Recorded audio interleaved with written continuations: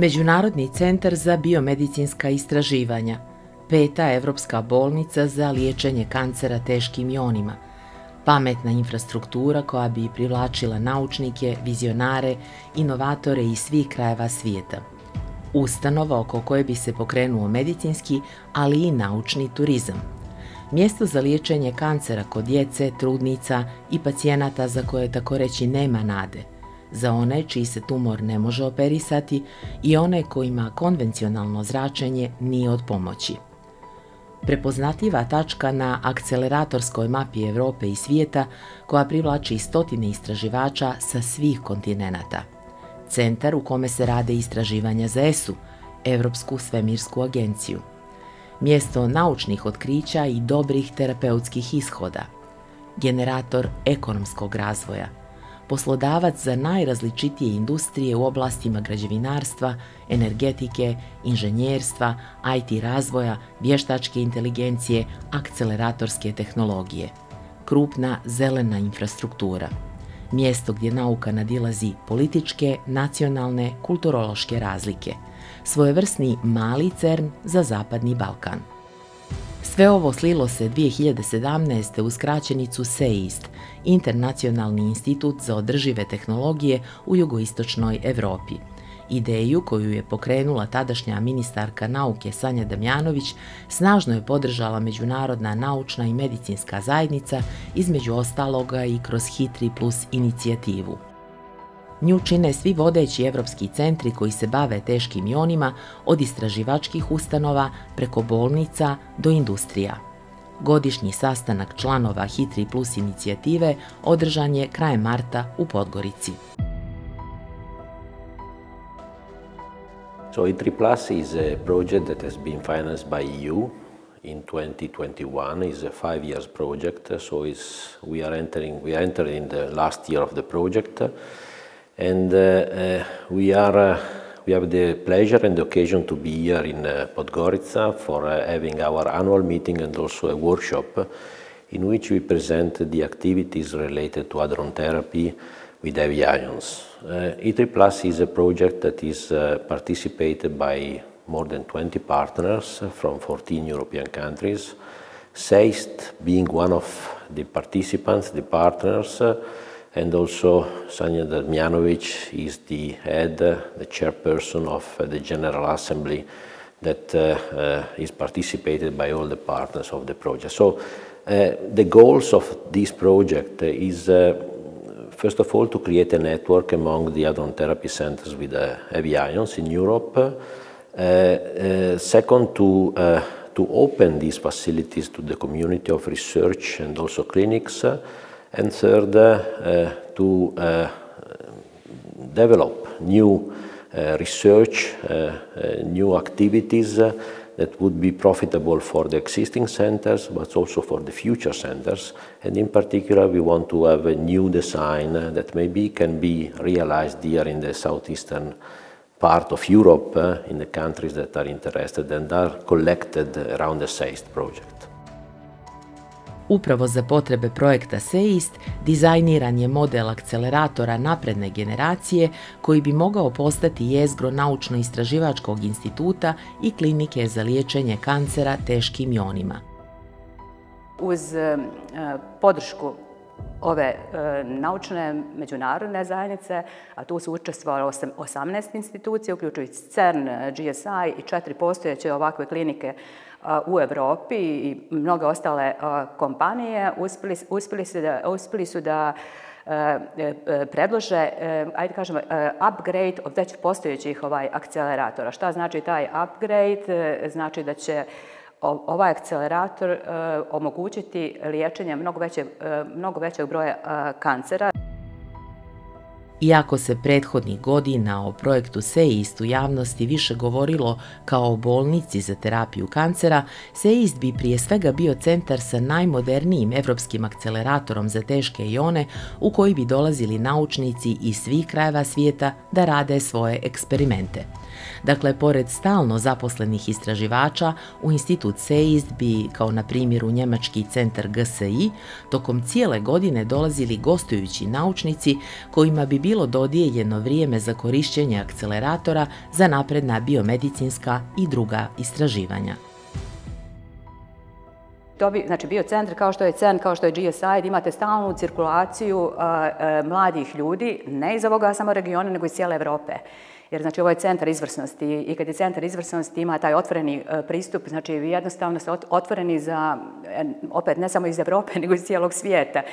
Zamislite sad imate cirkulaciju da vam 1000 ljudi konstantno dolazi ako je centar u Podgorici, to automatski, jednostavno 1000 ljudi bi značilo kao da imate turizam 365 dana godišnje. Ti ljudi koji će ovdje boraviti, ne dolaze samo na 1 dan, 2 dana, nego bi ostajali po 3 mjeseca, 6 mjeseci, zavisnosti koliko bi trajali njihovi eksperimenti, dolazili bi sa svojim porodicama.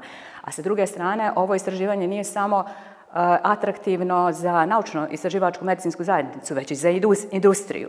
Jer, svrha bi bila i proučavanje materijala, jer je u pitanju radijacija, teški oni koji ne postoje na našoj zemlji, koji mogu jedno da se proizvode u ovakvim centrima. Recimo, za Evropska svemirska agencija bi bila izuzetno zainteresovana za ovakvu vrstu projekta. Jedina laboratorija koju danas mogu da koriste je GSI. Bezmalo 6 godina prošlo je od obećavajuće konferencije održane u Budvi u septembru 2019. Na međunarodnom skupu kojim je započeta faza dizajna instituta SEIST okupila se tada evropska naučna elita. Predstavnici Cerna, Evropske komisije, Svjetske banke, Međunarodne agencije za atomsku energiju, Evropskih klinika za terapiju kancera teškim ionima, Istraživačkog centra GSI, KOST asocijacije. Činilo se da će vizija relativno brzo postati realnost, no godine Covida, a potom i godine rata u Ukrajini značajno su usporile projekat kojemu je danas, između ostaloga, potreban i prepoznatljivi politički lider. The project was developed as a political project, and it's still a political project. It's not like maybe other research facilities which are based on user needs, where you have a huge user community like for Cern, where you have users asking for the next machine because they want to do this and that physics. We are not in this situation. The project was developed as a political project. It's still a political project, and without the ongoing, very active and coordinated support from the interested countries, this is not possible to proceed. I think we are moving forward, but slower than I expected when we were in Budva. And some of those challenges are due to what I've just said, the economic challenges. And the other situation that I can see sitting outside is that infrastructures like SEIST need collaborations, active collaboration, and here collaboration socially, politically, financially, and technology. Because it's a multidisciplinary, multinational project. It has to be innovative, it's high prospects, but of course, then there are challenges to overcome. So my answer to you would be, we are still moving in the right direction, but slower than I had expected in Budva, because there was such energy, there was such enthusiasm, and it was like such vision of hope that we were going to do it tomorrow. Pored ovoga, za institut SEIST potrebno je obezbijediti i finansijsku podršku. You need ongoing support from the governments. This is like for all infrastructures. So we are in the situation that we received, luckily, and this was really great in 2021, 100,000 euro funding from Montenegro. But this is the only funding what we ever get from the countries. So we, in the moment, the next step needs to be a new funding so that we can develop this detailed feasibility study to prepare the material to get to the S framework roadmap. This is what we need in the moment, because we still don't have any money to do something at the moment, and without money it's impossible to do.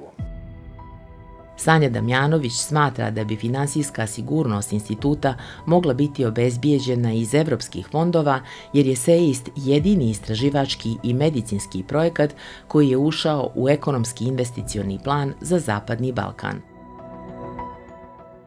Ekonomski investicioni plan za Zapadni Balkan je odvojio 9 milijardi eura za Zapadni Balkan do 2027. godine sa ciljem da se ta suma proširi na 30 milijardi eura. Znači, jedini istraživački medicinski projekat u tom ekonomskom investicionom planu jeste SEIST. Znači, šta hoću da kažem dodatno? Znači, imamo novi plan rasta koji je nedavno od 2024. godine je usvojen za Zapadni Balkan. Izdvojeno je 6 milijardi eura. 2 milijarde su grantovi, a 4 milijarde su krediti, ali povoljni krediti. I ono što je situacija danas jeste da je Zapadni Balkan uspio da iskoristi samo polovinu ovog novca. Znači, 3 milijarde eura stoje na raspolaganju, a ostale su samo 2 godine. I znači, SEIST kao panevropski projekat ima šansu da 80 ili 85% sredstava bude finansirano upravo kroz sredstva Evropske unije. A ovaj ostatak od 15% najvećim dijelom bi išlo investiranje zemlje koja je bila host, koja je bila domaćin ovog projekta. I znači ovdje je cilj da Evropska komisija finansira tehnologiju, a host country jednostavno konstrukciju, zgradu. A znamo kad je u pitanju zgrada, tu već ide, ajde kažemo, usmjeravanje zemljišta i ta suma koja je procijenjena, ajde 50-60 miliona za neki taj period od narednih 5-7 godina, je procjena po evropskom tržištu, a po našem tržištu je to bilo mnogo manje. Znači, prosto imamo ogromnu šansu i mislim da tu šansu, moje mišljenje, da ne smijemo da je propustimo. U međuvremenu je zaokružena faza dizajna akceleratora najnovije generacije kojom je rukovodio ekspert iz Cerna, dr. Mauricio Vretenar. Took us 4 years to come to something that was satisfactory, so a very good design that can do many things, but is also something, but in the meantime, particle therapy of cancer has changed, has evolved. There are now many different ideas and opportunities. And on the other hand, we have seen that it would be better for many projects, including SEIST, maybe to start with something smaller and have an approach where you build your big facility in stages, in different steps. And so we work in this direction, how to incorporate at the same time what was new in terms of science and medicine with an approach that is more in steps.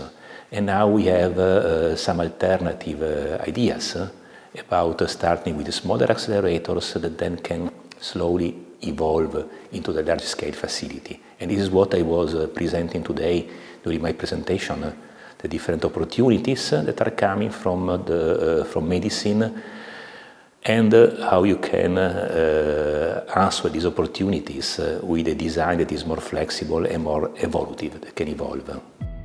Postoji više vrsta čestica koje se mogu koristiti za liječenje kancera, koji imaju različite efekte na tijelo i odlikuje ih različita fizika, pa se u terapiji kancera pored protona i iona ugljenika u posljednje vrijeme pojavljuju i terapije drugim česticama.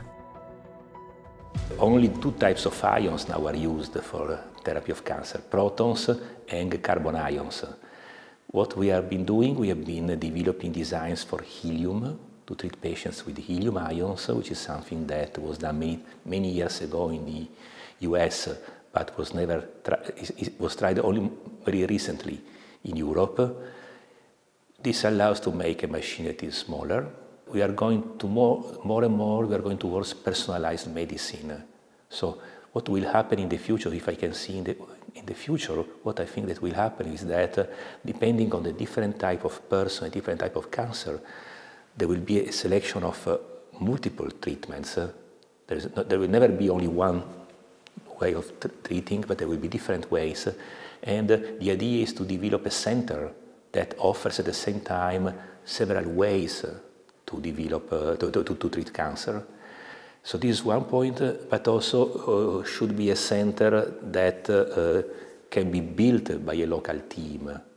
So having a machine that is smaller, that is easier to produce, it is easier to involve industry, to involve local talents, because too often nowadays large medical machines are sold by only a small number of big companies. So you buy your machine and you cannot really don't know how it works, and you can treat your patients, but there is not an impact on the local culture, on the local technology, on the local people. If you build your own machine, maybe it will take more time than if you go to a big company, but the idea is that you can also train your students, you can address to your local industry that will contribute to the construction of the machine. Then you probably will teach your industry how to do things, and then they can compete on other markets. U sve ovo, najnovija istraživačka tema vezana za terapiju teškim ionima je takozvani efekat flash. Efekat se postiže korišćenjem ekstremno visoke doze zračenja u ekstremno kratkom vremenskom intervalu koji se mjeri sekundama pa i milisekundama. If flash holds its promise to what we are seeing, this is a quantum leap in the moment of cancer treatment radiation therapy. So flash is an effect. Is an effect that is due by the ultra high dose rate irradiation. What does it mean? Just to do an example, if let's say the effect is that I'm awake or I'm sleeping, and let's say the dose that I take is caffeine, with flash I take 1 cup of coffee and I drink immediately, while in the conventional way to take coffee, I'm taking a little bit of coffee slowly for minutes or hours. So in radiotherapy, essentially, if you give the dose of radiation in a short time, we say more than 40 gray per second, okay? You are able to produce the flash effect. That means that you are able to control the tumor growth as much as with the conventional radiotherapy, so you have the same tumor control, but you spare the healthy tissue that are around the tumor. And this is, of course, a great thing, because every time that you want to treat a cancer, a tumor in a patient, you want to control the tumor growth, you want to eradicate the tumor, but of course you want to spare the healthy tissue that surround the tumor, because otherwise you produce collateral effect to the patient. So this flash is able, and we don't understand the mechanism yet, to be able to kill the tumor tissues but selectively protect the healthy tissues. So it's really like magic. So you can give a lot of energy in a very short time, and the tissue is protected and the tumor is dead. Here, it doesn't matter which particles you use, it doesn't matter which tissue you use, it doesn't matter which animal you look at, it selectively protects the healthy tissues. So you can imagine there's a huge interest globally by companies, by radiobiologists, by doctors, to understand how flash works. So this is why there's so much interest, trying to understand how it works, because if you want to use it clinically, you have to understand the mechanisms, and then you have to be able to have the machines which can deliver this energy in, less than 100 milliseconds. Actually, we don't know how fast we can go. We know that it should be fast, and we know it should be a very high dose energy, and that's the minimum, requirement for flash. High dose, very short time. Ideja da se koristi visoka stopa zračenja pomoću teške čestice kao što su ioni ugljenika jeste da koristimo dobra svojstva ugljenika kako bi bili efikasni čak i kod uništavanja otpornih tumora, a da istovremeno sačuvamo zdravo tkivo.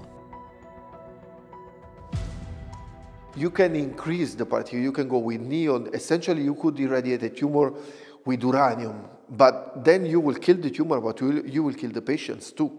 So you need the right compromise. The right compromise means that you have to kill the tumor and to spare the healthy tissue as much as possible. With carbon, you can do that, but with flash, you can do this even in a more efficient way. Flash bi mogao, pored ostaloga, značajno smanjiti broj tretmana potrebnih za izlječenje, što bi za 4 postojeće evropske bolnice, kao i za budući institut SEIST, značilo povećanje godišnjeg kapaciteta za zračenje pacijenata. When we talk about standard X-ray treatment of patients, you know, they have to visit the hospital 5 weeks, 4 weeks, because you cannot give all the energy in one go because you're damaging healthy tissue. So you do 2 gray per day and you divide that many fractions. So here, you can actually give 40 gray. So like 20 days of energy in one time, but very, very fast. You can treat the patient. We haven't done all the work yet, in either one fraction or fewer fractions, so the patient doesn't have to go to the hospital so many times. So the treatment is over very quickly. Secondly, if you can give a lot of energy to the cancer cells, they don't have time to repair because you want to give the high doses possible. And so they don't repair. You see the patient few times. Higher patient throughput, you need few machines. Well, actually, you don't need few. You can do many more patients with the same machine. High patient throughput, better cure rates, faster. What more do you want? Akceleratorski centri, kao i sve druge velike istraživačke infrastrukture, plodno su tlo za najrazličitije inovacije koje ne moraju nužno imati mnogo veze sa glavnim temama naučnih istraživanja koja se u takvim ustanovama dešavaju. It acts like a center of innovation and ideas. And somewhere people can come and learn and practice and so on. And so this is why I think one of the big things of having an infrastructure like that is like honey to the bees. You know, the bees coming to the honey. You know, it's a place where you have innovation, thinking out of the box, working together of different types of ideas. It could be a detector person, it could be an accelerator person, it could be IT or doing artificial intelligence, but it's using all of these ideas together to coalesce into innovation. And it doesn't have to be just cancer. It can be many things. And you know, and the silliest thing I can tell you is everybody knows about Teflon pans and resistance. I mean, this came from NASA, it's space exploration. Who was going to think that the thing that we use most is non-stick pans? So, you know, this is what is so wonderful in a place like Cern, is you have this center of excellence where excellent people are attracted and they come together and they think out of the box, and you don't know what you're going to be innovating, as well as getting best patient treatment. And I think this is what a center like this is going to bring to the Sea region, is this idea of bringing talent, new thinking, young people, I mean, you know, and with all sorts of cultures and languages and ideas. And this is the critical step, I think, for me. Upravo u toj sinergiji ideja, kreativnih vizija, nestandardnih asocijacija, smjelih inovacija, naučnici koji su radni vijek proveli u krupnim infrastrukturama vide glavne potencijale projekta SEIST. Sometimes things happen that you wouldn't dream about, because that's the difference between a candle and a light bulb. Because you can do as much research you like in improving the candle, but you would never, from applied research, make the light bulb. And that's the idea of innovation and thinking out of the box. And that's what I mean by we have no idea what we'll get. But that's why you need the original thinking and without boundaries, and young people and their passion and the energy brings that, and because they are not sitting in boundaries. I mean, our young generation doesn't have this idea that we have to make a better candle. No. And that's one of the beauties of having an innovation center, because you don't know what you will innovate. Upravo to bi mogla biti jedna od ključnih kolateralnih dobiti SEIST-a, koji bi vremenom mogao iz svoje orbite lansirati razne inovativne zamisli, pa i kompanije. When you ask a person at Cern how many legs does a table need? It'll be 1 and n. It's not 4, it's not 3, because they don't think like that. And this idea that when I came to Cern 24 years ago, we were just starting the LHC, and the idea that you can build a car, but you don't know what a road is going to look like. This is the thing about the infrastructure like Cern is, we think without boundaries, without borders, with all this cross-cultural idea, but with a common cause.